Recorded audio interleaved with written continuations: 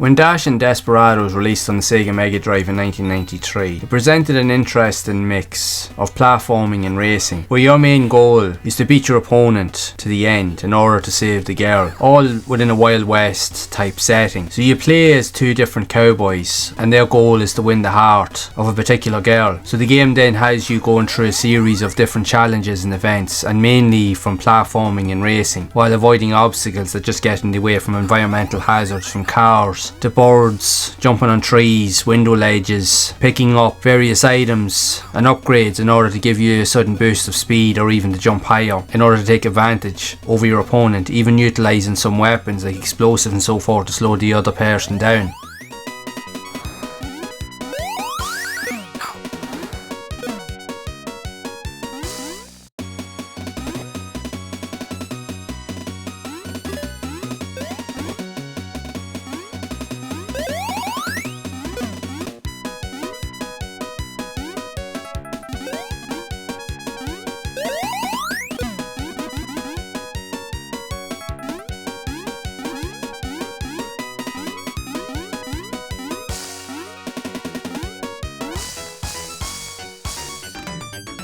Towards the end of each location, there are a few set levels within each area, and then you'll move on to a different setting. But generally there's some form of like boss battle or some altercation that takes place, and the goal then is the opponent that you're usually racing against will kidnap the girl, and from there you have to chase after them. So you're using the weapons that you find along the way, and you have to destroy his means of transport, either a car or whatever means that he has available. So you have to stop it in its entirety by constantly throwing items or bombs at it in order to damage it enough for it to stop walking, so that you can save the girl and move on to the next location. The one thing I will say, while it does have some nice graphics and funky soundtrack, and it does have some fun gameplay in many respects, but it does get repetitive because it literally is just the same thing over and over and over and over again right until the end of the game. While it is challenging, don't get me wrong, but it's just the sheer repetitiveness of the gameplay that won't appeal to everybody, because like I said, it literally is just the same thing, just rinse and repeating the whole time. I suppose where this game does have its plus points would be in the multiplayer aspects, as it does have a 2-player mode, so you can play through the entirety of the campaign with a friend. It will take many attempts though, however, to complete some of the levels, as the gameplay does increase in difficulty over time, as you'll have a lot more obstacles to explore and to avoid. But you also have to time your runs and your jumps, because you have to make sure that you understand the level layouts, being able to time each jump and run to perfection in order to avoid slowing down or getting caught out by any of the various hazards that will appear in your way. It's a tricky one to get used to, and is fun in short bursts, but again it gets repetitive very quickly, so it won't be something that you'll want to play over long periods. For its time it was an interesting concept, but it just wouldn't appeal to that nature pretty much these days. Only collectors will really get the most out of this, in fairness. But it does have its plus points, like I said. It does have some nice visuals, it does have some really good audio design, and there are some quirky aspects that really stand out compared to other games of the time, but just the repetitive nature of the experience is what really lets it down. To say that it will appeal to some, but it won't appeal to everybody. It is what you make of it. But it also showcased some of the graphical qualities of the Sega Mega Drive, as it did have some really good visual detail on display with the game so being developed during this time, and there are many more to even discover, which we can do so in this next video.